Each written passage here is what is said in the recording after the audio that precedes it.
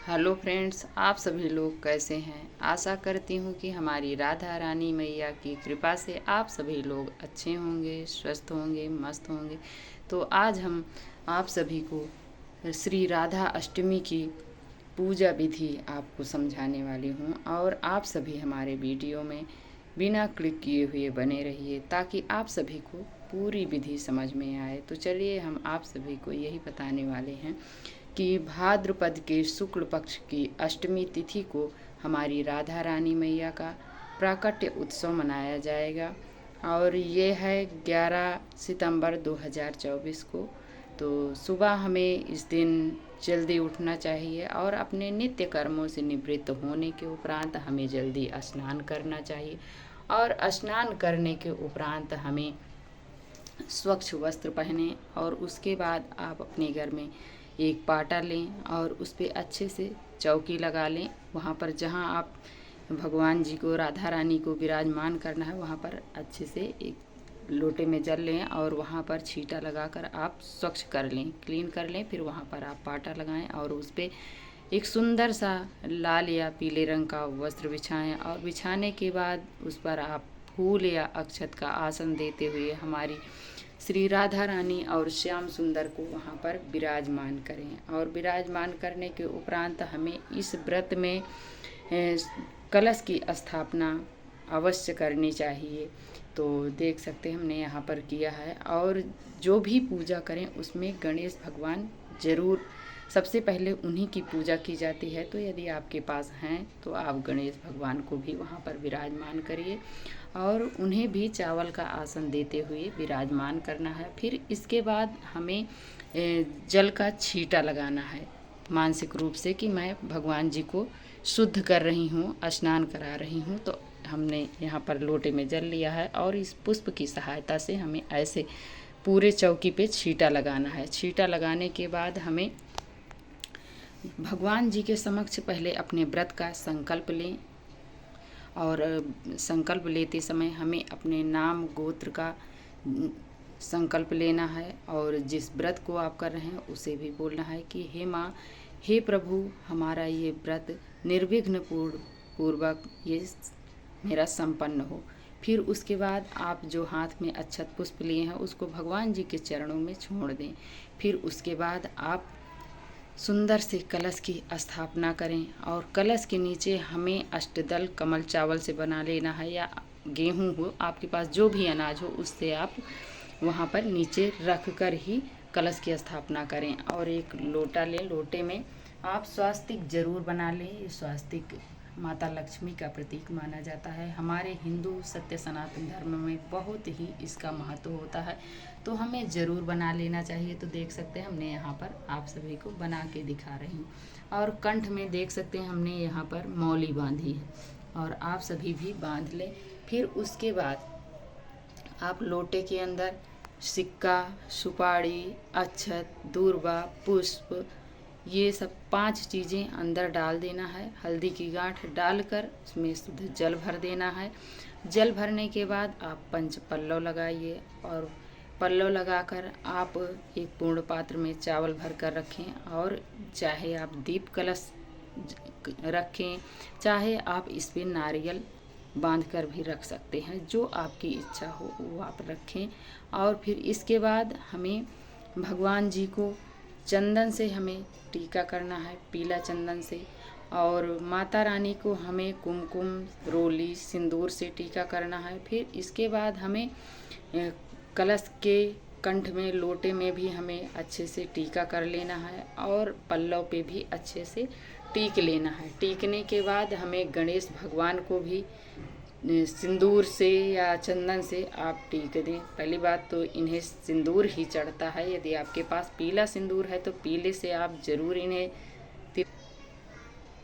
श्री राधा रानी को भी तिलक करें। और करने के बाद हमें वहाँ पर भगवान जी के समक्ष, कलश के पास, हमें गणेश भगवान के समक्ष हमें पुष्प समर्पित करना है और उन्हें अक्षत समर्पित करें। और हमारे गणेश भगवान को अति प्रिय दूर्वा है तो हमें दूर्वा जरूर ले आना चाहिए। बहुत ही सरल तरीके से मिल जाती है, इसलिए कि हर जगह पार्क में दूर्वा इस समय बहुत है तो हमें ज़रूर ले आना चाहिए और गणेश भगवान के समक्ष हमें दूर्वा ज़रूर समर्पित करनी चाहिए और उन्हें पुष्प समर्पित करें और कलश में भी हमें पुष्प समर्पित करना चाहिए, इसलिए कि हमारे व्रत का ये साक्षी होता है। हमें ज़रूर रखना चाहिए, पुष्प ज़रूर समर्पित करना चाहिए। और हमारी गैया मैया हमारे भगवान को अति प्रिय हैं, तो हमें यदि आपके पास हैं तो ज़रूर रखें, नहीं है तो आप उस दिन ज़रूर ले आइए। अष्टमी को और श्री राधा अष्टमी को भी ले आ सकते हैं, जन्माष्टमी भी ले आ सकते हैं और वैसे भी आप जब मन चाहे तब ले आ सकते हैं, तो ज़रूर ले आना चाहिए और भगवान जी के समक्ष हमें ज़रूर रखना चाहिए। तो देख सकते हैं हमें उन्हें भी दूर्वा, उनका भोग है तो हमने वहाँ पर दूर्वा भी रखी है और पुष्प भी समर्पित किया है। और फिर इसके बाद राधा रानी के प्राकट्य उत्सव में हमें उन्हें तो अरबी की सब्ज़ी बहुत प्रिय है और अरबी और दही की और पूड़ी खीर ये हमें ज़रूर समर्पित करना चाहिए। तो हमने अभी नहीं बनाया है, अब अगली वीडियो में हम उन्हें ज़रूर बना के समर्पित करेंगे। तो अभी हमारे पास जो भी है मेवा मिष्ठान में वो हम अब राधा रानी मैया को और श्याम सुंदर को, गणेश भगवान को वो हमने समर्पित किया है। आप सभी देख सकते हैं हमारे गणेश भगवान को मोदक बहुत प्रिय है, तो हमने उनके लिए मोदक समर्पित किया है। और श्री राधा रानी मैया के लिए जन्मोत्सव में, और ये समझो कि राधा रानी का ये बर्थडे है तो बर्थडे में हमें लड्डू ज़रूर बांटना चाहिए। तो देख सकते हैं हमने यहाँ पर राधा रानी के लिए लड्डू का भोग लगाया और ड्राई फ्रूट और जो भी आपके पास ऋतु फल हो वो आप फल का भोग लगाएं। तो यहाँ बाबू गोसा है, सेब है, केला है, जो है आपके पास वो श्रद्धा से आप वही लगाइए और हमारी राधा रानी को वही प्रिय है। आप जो भी भाव से उन्हें भोग लगाएंगे वो ज़रूर ग्रहण करेंगी। और कहते हैं कि आपके पास श्रद्धा नहीं है तो आप चाहे जितना जो भी 56 भोग लगाएं तब भी भगवान नहीं ग्रहण करेंगे। तो ये भाव के भूखे होते हैं, जो भी आपके पास है वही लगाइए। और हमें राधा रानी मैया के लिए कुछ सुहाग की चीज़ें हमें ज़रूर समर्पित करनी चाहिए। जो आपके पास कोरी हो वही चढ़ाना चाहिए। तो हमारे पास पर्पल कलर की ये चूड़ी थी तो हमने यहाँ पर पर्पल कलर की चूड़ी हमने यहाँ पर चढ़ाई। ये कोरी थी तो हमने इसी को यहाँ पर चढ़ाई है। और सिंदूर बिंदी ये मेन होता है सुहाग का, तो ये हमें ज़रूर चढ़ाना चाहिए। तो देख सकते हैं सिंदूर है, बिंदी है और नेल पेंट है और लिपस्टिक है, चुनरी है और ये इत्र है। इत्र हमारे भगवान को अति प्रिय होता है, उन्हें बहुत पसंद है, तो हमें ज़रूर इत्र तो ज़रूर इसमें समर्पित करना चाहिए। और राधा रानी मैया के लिए हमने यहाँ पर मंगल सूत्र लिया है जो आप सभी को मैं दिखा रही हूँ। जो आपके पास हो सके वो ज़रूर ले आना चाहिए और समर्पित करें और इसको फिर आप प्रसाद स्वरूप अपने लिए इसको यूज कर सकते हैं, राधा रानी का प्रसाद समझ के। और जो भी आप भोग लगाएं उसमें जल ज़रूर रखें मित्रों, जल हमें ज़रूर रखना चाहिए, इसलिए कि जब भगवान को भोग लगा रहे हैं, भगवान जब भोग लगाएंगे तो क्या उनका मुख जूठा रहेगा? हमें ज़रूर रखना चाहिए जल, जल नहीं भूलना चाहिए। तो हमने देखिए यहाँ पर रखा है। और पूजा में हमें दक्षिणा जरूर रखनी चाहिए मित्रों, इसलिए कहते हैं बिना दक्षिणा के आपकी पूजा संपन्न नहीं मानी जाती है। तो हमें दक्षिणा जरूर रखना चाहिए, दक्षिणा हमें नहीं भूलना चाहिए। जो भी आपके पास श्रद्धा भाव से हो वही आप भगवान को चढ़ाइए। तो देख सकते हैं हमने यहाँ पर चढ़ाया। और इस व्रत में मित्रों कहते हैं कि ये कोई लोग सप्तमी से व्रत रखते हैं, सप्तमी के दिन से रखते हैं और सुबह की मंगला आरती के बाद अपना पारण कर लेते हैं। और कुछ लोग हैं राधा अष्टमी के दिन ही रखते हैं, वो दोपहर को राधा रानी का जब उन्हें स्नान करवाते हैं पंचामृत से, तो दोपहर के बाद उनके पंचामृत से वो चरणामृत बन जाता है, उसी से कुछ लोग अपना पारण कर लेते हैं दोपहर तक व्रत रख के। उसके बाद जब राधा रानी का पूजन विधि विधान से हो जाता है, उनका भोग लग जाता है, तो चरणामृत से उनके सब पारण कर लेते हैं। और कुछ लोग हैं पूरे दिन और रात का व्रत रखते हैं। तो ये आपके यहाँ जैसे रीति रिवाज के अनुसार हो मित्रों, वो वैसे आप कर लीजिएगा, देख लीजिएगा। तो आप आस पड़ोस में अपने बुजुर्ग लोगों से पूछकर ही करना चाहिए। तो हमारे यहाँ तो पूरे दिन का व्रत रखते हैं, तो हम लोग पूरे दिन का ही व्रत रखते हैं। और कहीं कहीं हम सुनते हैं कि कुछ लोग हैं अष्टमी के दिन ही सुबह से दोपहर तक रखेंगे, जब राधा रानी का स्नान ध्यान हो जाएगा, उनका अच्छे से विधि विधान पूर्वक पूजन हो जाएगा और उन्हें भोग लग जाएगा, तो राधा रानी के पंचामृत स्नान से वो चरणामृत बनता है और उसी का भक्त लोग उसी चरणामृत को पान करके अपना व्रत तोड़ते हैं। तो ऐसे होता है मित्रों। तो हम आप सब देख सकते हैं, आपको जैसा सही लगे वैसा करना। और इस व्रत में हमें श्री कृष्ण भगवान को जरूर रखना चाहिए और उनका भी राधा रानी के साथ विधि विधान पूर्वक पूजन करना चाहिए, ताकि राधा रानी कृष्ण भगवान के बिना अधूरी हैं और कृष्ण भगवान राधा रानी के बिना अधूरी हैं। तो हमें दोनों जुगल जोड़ी सरकार की पूजा करनी चाहिए उस दिन, ताकि हमारी राधा रानी हमें प्रसन्न होकर हमें मनवांछित फल दें। तो हमें ऐसे उस दिन हमारी मैया का पूजन करना चाहिए। और यदि आपके पास लड्डू गोपाल हैं तो लड्डू गोपाल को आप राधा रानी भी बना सकते हैं। यदि आपके पास राधा रानी है तो राधा रानी को तो राधा रानी हैं ही, उन्हें उस दिन नया वस्त्र लाना चाहिए, जरूर समर्पित करना चाहिए और उनका श्रृंगार करना चाहिए। हमारे प्रभु को, हमारी मैया को श्रृंगार बहुत प्रिय है, तो हमें ज़रूर उन्हें श्रृंगार करना चाहिए। उस दिन कहते हैं कि उनकी रथ यात्रा निकाली जाती है।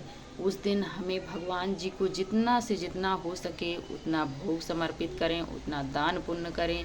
कहते हैं ये अश्वमेघ यज्ञ के बराबर उस दिन का पूजन हो का महत्व है, तो हमें ज़रूर करना चाहिए। उस दिन कहते हैं कि राधा अष्टमी का व्रत करने से, पूजन करने से, जैसे आप एकादशी का व्रत करते हैं, कहते हैं कई गुना बढ़कर फल देता है। तो हमें इसको ज़रूर करना चाहिए, अपने हाथ से नहीं जाने देना चाहिए मित्रों।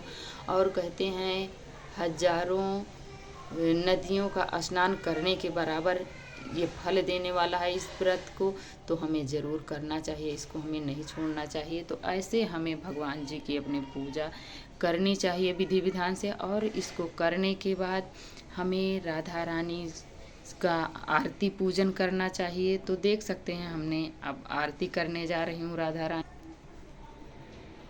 तो हम सबसे पहले राधा रानी को अपनी भोग लगाएंगे। सबसे पहले हम गणेश जी को भोग लगाएं मोदक का। लीजिए प्रभु, पहले आप ग्रहण कीजिए।